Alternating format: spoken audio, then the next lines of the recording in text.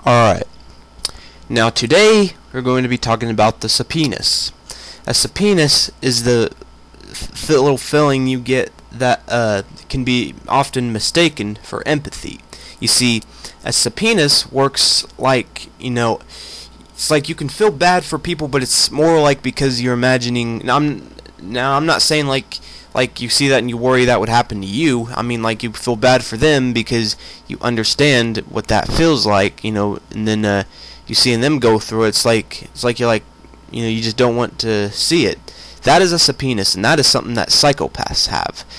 Empathy, on the other hand, is something that you just feel bad just seeing people go through because you know it's wrong and you just feel bad. There's no real, rationalization behind. There's nothing. You just feel bad seeing people go through it. It's just like that. Whereas the subpoenas is more like say you have to understand what they're going through. Like, you have to go through it yourself, and then you'll feel bad for other people going through it because you know what it feels like. That's a subpoenas. That's not a empathy right there. Also, a subpoenas works in a way like, say, if you see someone and their eyelashes are being pulled and you're like, that's a subpoenas. That's not empathy right there. And you're like, you're putting yourself into someone else. That's how subpoenas works. Empathy does not work like that. Empathy, you just feel bad no matter what when it comes to stuff like this. That is a subpoenas. And when you feel bad for something that that's a subpoenas, because empathy is something that empathy is something that it's just kind of there. It's very simple, whereas subpoenas is very complex and you have to develop these feelings, and it's more something you need to end up understanding to feel. That is how that is what the stuff that psychopaths have. They don't have empathy, but they do have a subpoenas. So they just don't have empathy. They don't have and they also don't feel love. And if you ever once used someone, then you're a psychopath. But when you have these feelings, you'll be like, well, how did I use someone, but I've had empathy? That wasn't empathy. And there, people, that was a subpoenas. There's a big difference. And it's often easier for psychopaths to, kind of distort what they're feeling.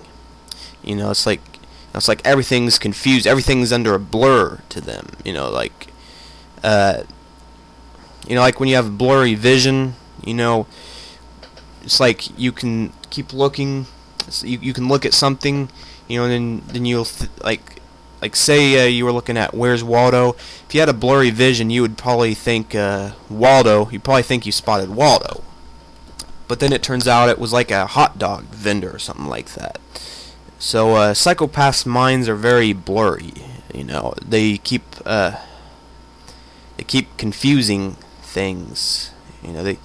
It's like, but I thought this was a huh? That's the way psychopaths work. Normal people don't work like that. It's like they just know everything. They just know what normal. They just know everything. It's like, whereas they don't get confused. They don't see this and think it means that, or think it means this or that. Psychopaths do, and that's the biggest problem with them. They also don't have a conscience. It's more like it's another thing that can be mistaken for it. With the psychopaths, it's more like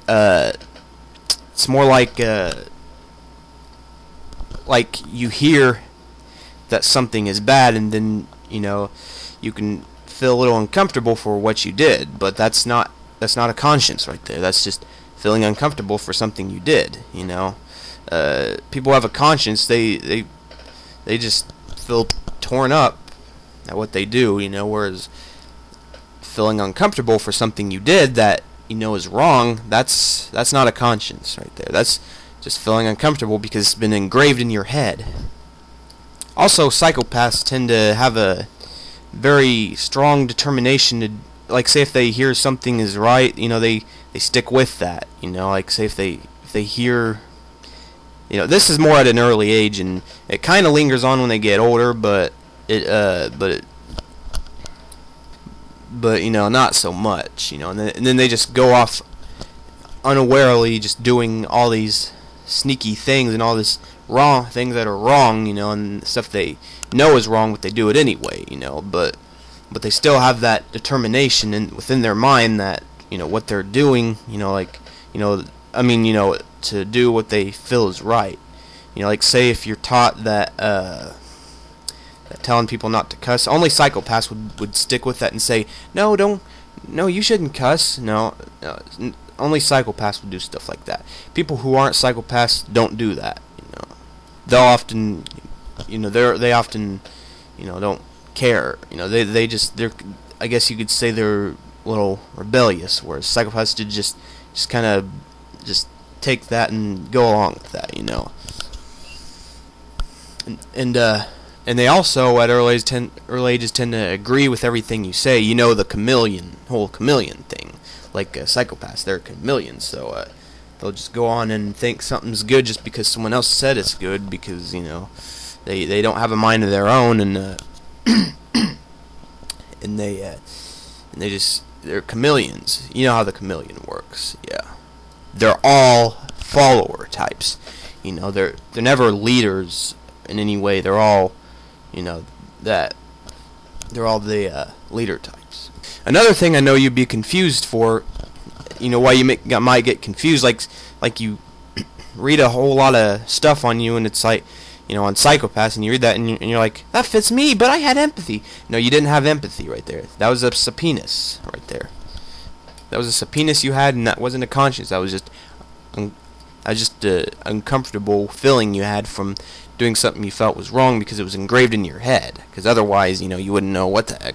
You wouldn't know what the heck was right or wrong, and you would just do whatever. Whereas people who are normal people, it's probably isn't a word, but I'll just call them normal paths. Normal paths will just, they just kind of know, they don't need to be taught anything. They don't need to experience things to know how empathy works. They just feel bad, It's like they just kind of know how all that feels. They don't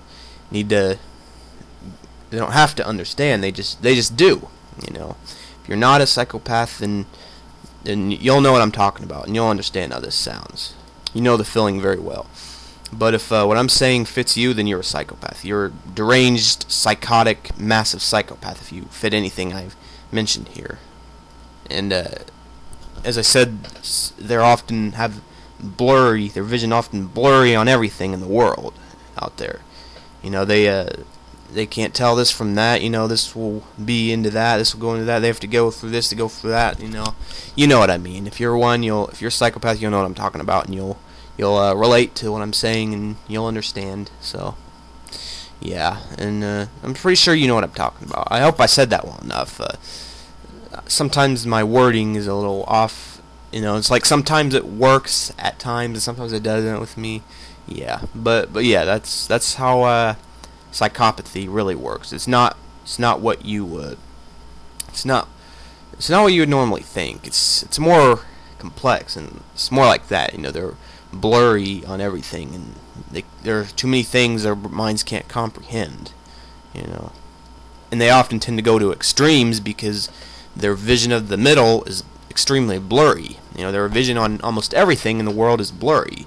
They hear this and they hear that, and they're like, huh? I don't get it. What am I doing? I'm lost. That's how psychopaths work. They're very lost on everything. Normal paths are not lost, they never get lost, and they never hear this and go, huh? I don't understand. They never do that. Never. So if you've done that, you're a psychopath. Trust me. If you've never done that, you're not a psychopath. You're a normal path. And you can put it all to rest. All that. Yeah. Well, anyway, this is all I have to say about that. Just thought I'd get that out to you. Bye.